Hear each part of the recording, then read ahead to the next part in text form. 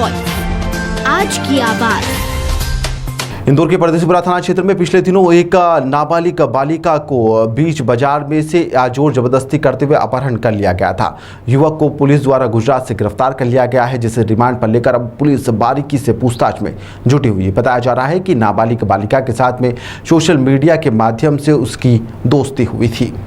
इंदौर के परदेसीपुरा थाना क्षेत्र के पाटनीपुरा चौराहे पर पिछले दिनों एक नाबालिग बालिका अपनी कुछ सहेली के साथ में बाजार जा रही थी। इसी दौरान पीछे से बाइक सवार एक युवक आता है और नाबालिग के साथ में जोर जबरदस्ती करते हुए उसे अपने साथ भगा कर ले जाता है। इसके बाद इस पूरे मामले में परिजनों ने पुलिस को शिकायत भी दर्ज करी थी। पुलिस की शिकायत के आधार पर एक टीम गठित करते हुए एक लोकेशन के आधार पर गुजरात के सूरत से युवक की तलाश शुरू कर दी गई थी और वहाँ की लोकल पुलिस के माध्यम से उसे गिरफ्तार भी कर लिया गया था। उसका नाम ऋतिक बताया जा रहा है, जिसकी उम्र 20 साल है। सोशल मीडिया के माध्यम से नाबालिग बालिका से उसकी दोस्ती हुई थी और इसी कारण वह उसे अपने साथ भगा कर ले गया था। पुलिस बालिका की मेडिकल रिपोर्ट और पूछताछ के बाद दुष्कर्म की धाराओं सहित पास्को एक्ट की धाराओं में केस दर्ज करने की तैयारी कर रही है। युवक को रिमांड पर लेकर लगातार उससे पूछताछ की जा रही है।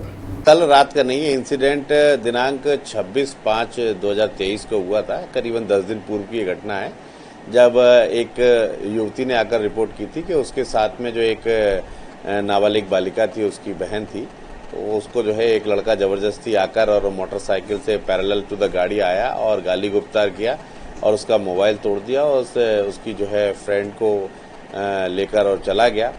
उसमें हमने आरोपी ऋतिक के नाम से FIR दर्ज की थी। धारा 363, 366, 294, 323 का मामला पंजीबद्ध किया था। इस मामले में जब हमने मुखबिर तंत्र का सहारा लिया और कुछ तकनीकी सहयोग लिया तो जानकारी मिली कि ये लड़का उस लड़की को सूरत गुजरात में लेकर चला गया है।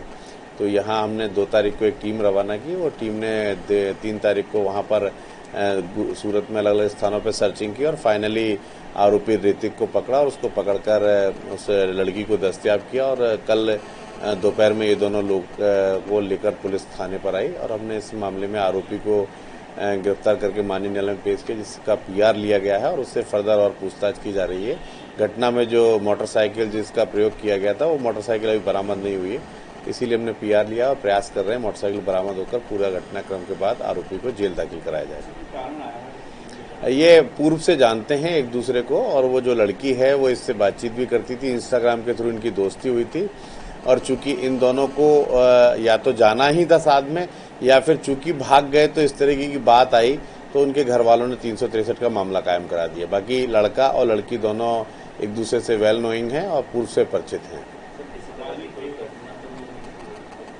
नहीं, उनके शारीरिक रिलेशन हुए हैं, इस बात की लड़की ने जो है अपने स्टेटमेंट में नोट कराया है।